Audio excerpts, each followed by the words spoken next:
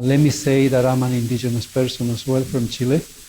My nation is the Mapuche from Chile and Argentina. The Mapuche, like the Cree in Alberta, never knew any boundaries. You know, they just live. The only natural boundary, I would say, is the Andes mountain. But they live through Chile and Argentina back and forth, and they roam around, and they did a lot of stuff. Now, enter into the situation of indigenous people. I mean, if we look just through the Americas, because there are indigenous people throughout the world anyway. If we look at the Americas and we compare, for example, the indigenous nation on the south of this continent called America, in comparison to the indigenous people of Canada and the States, the situation is very similar. The only difference is that the indigenous people, in terms of being colonized, in the case of South America, were colonized mainly by the Spaniards and also by the Portuguese, which is Brazil. We know that Brazil speaks Portuguese because precisely Portugal colonized Brazil. And there is a huge population in Brazil, by the way, and probably you've been reading the news as well, what's going on with the Amazons.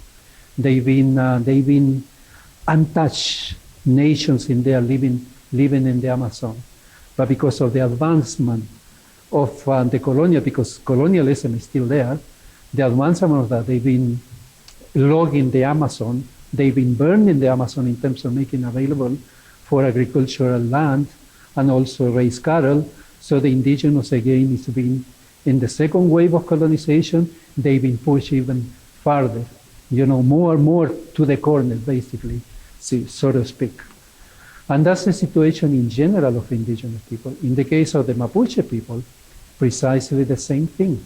Today, well, I was talking about the similarity with Canada, so, you know, there were also, in the case of Chile, there was, they used to call missionary school, which is similar to residential school. Fortunately, I would say, didn't happen what happened here, you know, with indigenous children in Canada, with all the residential school and all that. But however, though, the position and the influence and the stand that particularly the Roman Catholic Church took is basically the same thing as the rest of indigenous people. You know, basically take, as they say here, take the Indian out of the Indian, you know, so to speak. It's it was the same thing in Mapuche. Like, I don't speak my language.